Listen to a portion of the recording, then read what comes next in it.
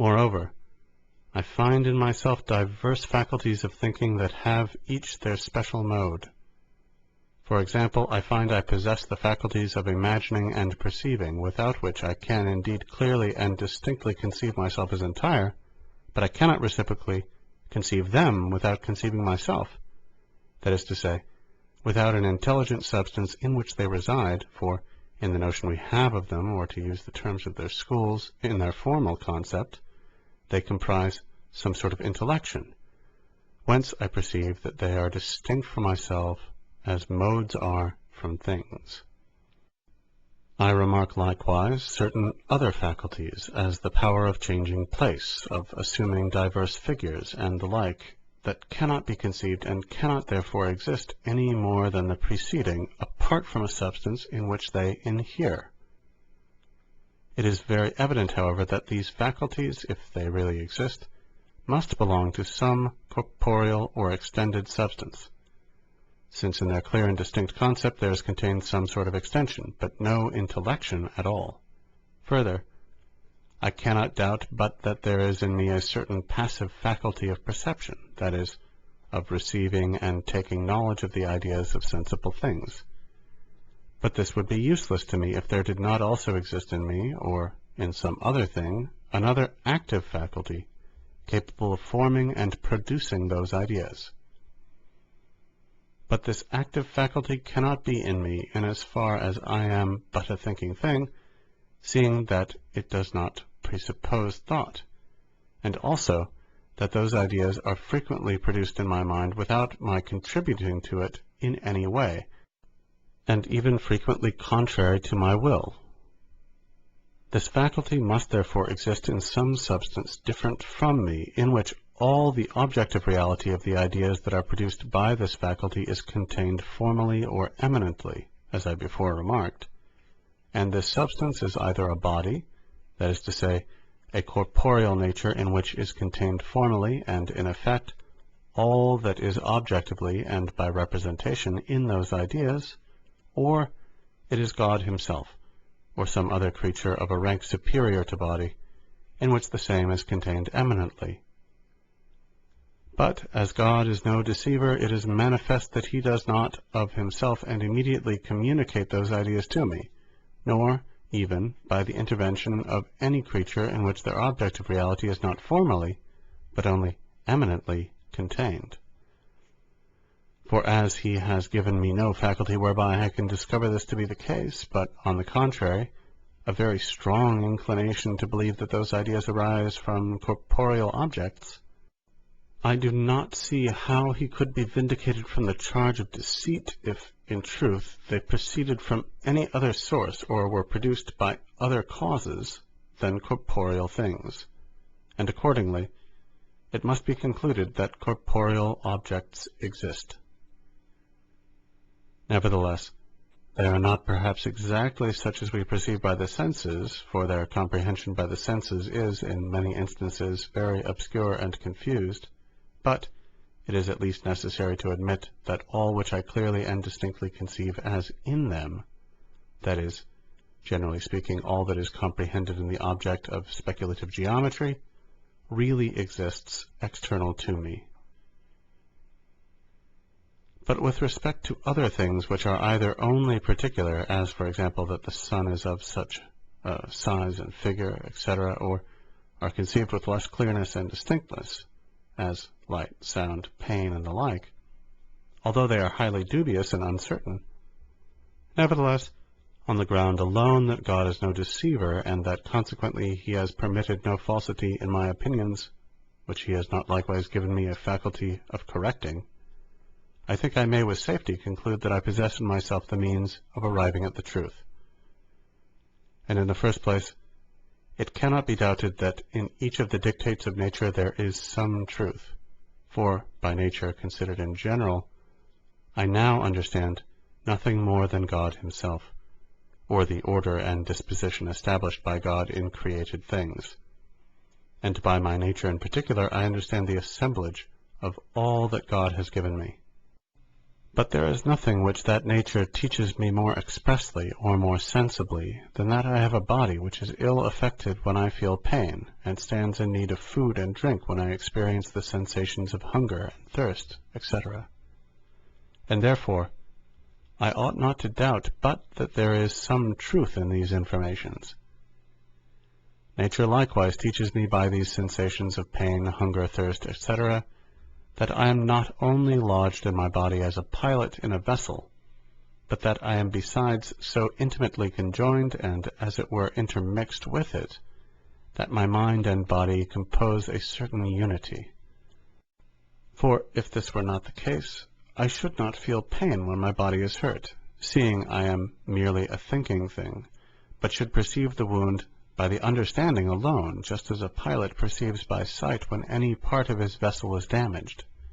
And when my body has need of food or drink, I should have a clear knowledge of this,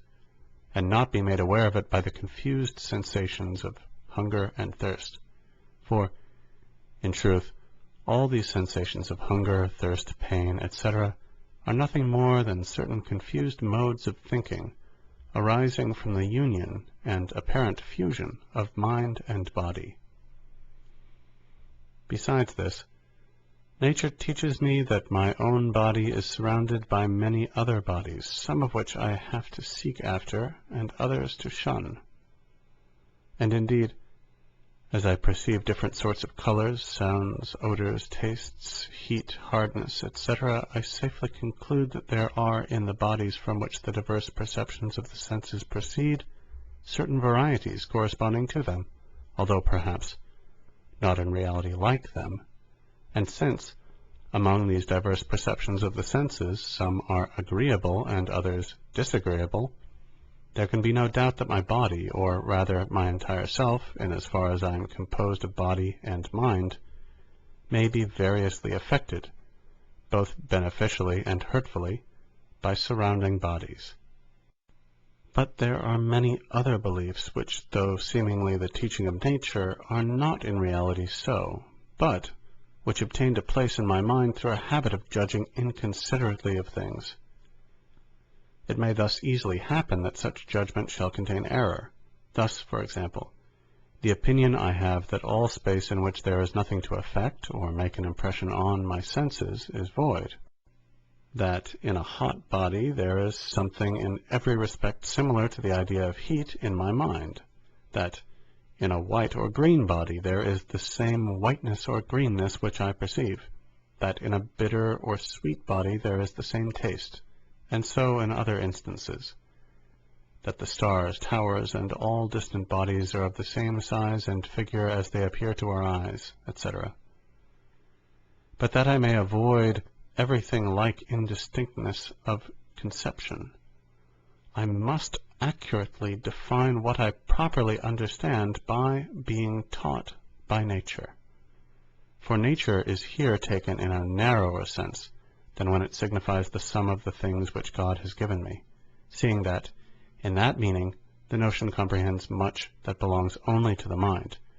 to which I am not here to be understood as referring when I use the term nature, as, for example, the notion I have of the truth, that what is done cannot be undone, and all the other truths I discern by the natural light without the aid of the body, and seeing that it comprehends likewise much besides that belongs only to body, and is not here any more contained under the name nature as the quality of heaviness and the like, of which I do not speak, the term being reserved exclusively to designate the things which God has given to me as a being composed of mind and body. But nature, taking the term in the sense explained, teaches me to shun what causes in me the sensation of pain, and to pursue what affords me the sensation of pleasure, and other things of this sort. But I do not discover that it teaches me, in addition to this, from these diverse perceptions of the senses, to draw any conclusions respecting external objects without a previous, careful, and mature consideration of them by the mind. For it is, as appears to me, the office of the mind alone, and not of the composite whole of mind and body, to discern the truth in those matters. Thus, although the impression a star makes on my eye is not larger than that from the flame of a candle, I do not nevertheless experience any real or positive impulse determining me to believe that the star is not greater than the flame, the true account of the matter being merely that I have so judged from my youth without any rational ground. And though on approaching the fire I feel heat, and even pain on approaching it too closely, I have, however, from this no ground for holding that something resembling the heat I feel is in the fire, any more than that there is something similar to the pain. All that I have ground for believing is that there is something in it, whatever it may be, which excites in me those sensations of heat or pain. So also, although there are spaces in which I find nothing to excite and affect my senses, I must not therefore conclude that those spaces contain in them no body, for I see that in this, as in many other similar matters, I have been accustomed to pervert the order of nature, because these perceptions of the senses, although given me by nature merely to signify to my mind what things are beneficial and hurtful to the composite whole of which it is a part, and, being sufficiently clear and distinct for that purpose, are nevertheless used by me as infallible rules by which to determine immediately the essence of the bodies that exist out of me, of which they can of course afford me only the most obscure and confused knowledge. But I have already sufficiently considered how it happens that, notwithstanding the supreme goodness of God, there is falsity in my judgments. A difficulty, however, here presents itself respecting the things which I am taught by nature must be pursued or avoided, and also respecting the internal sensations in which I seem to have occasionally detected error, and thus to be directly deceived by nature. Thus, for example, I may be so deceived by the agreeable taste of some viand to which poison has been mixed, as to be induced to take the poison. In this case, however,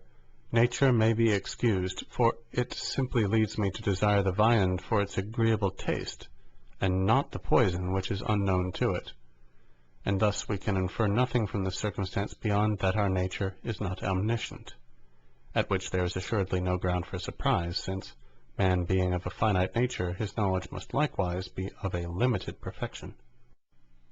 But we also not infrequently err in that to which we are directly impelled by nature, as is the case with invalids who desire drink or food that would be hurtful to them. It will here perhaps be alleged that the reason why such persons are deceived is that their nature is corrupted. But this leaves the difficulty untouched, for a sick man is not less really the creature of God than a man who is in full health, and therefore it is as repugnant to the goodness of God that the nature of the former should be deceitful as it is for that of the latter to be so. And as a clock, composed of wheels and counterweights, observes not the less accurately all the laws of nature when it is ill made, and points out the hours incorrectly, than when it satisfies the desire of the maker in every respect, so likewise, if the body of man be considered as a kind of machine, so made up and composed of bones, nerves, muscles, veins, blood, and skin, that although there were in it no mind, it would still exhibit the same motions which it at present manifests involuntarily, and therefore without the aid of the mind, and simply by the dispositions of its organs, I easily discern that it would also be as natural for such a body, supposing it dropsical, for example, to experience the parchedness of the throat, that is usually accompanied in the mind by the sensation of thirst, and to be disposed by this parchedness to move its nerves and its other parts in the way required for drinking, and thus increase its malady and do itself harm, as it is natural for it, when it is not indisposed to be stimulated to drink for its good by a similar cause. And although, looking to the use for which a clock was destined by its maker, I may say that it is deflected from its proper nature when it incorrectly indicates the hours, and on the same principle, considering the machine of the human body as having been formed by God for the sake of the motions which it usually manifests, although I may likewise have ground for thinking that it does not follow the order of its nature when the throat is parched, and drink does not tend to its preservation, nevertheless, I yet plainly discern that this latter acceptation of the term nature is very different from the other,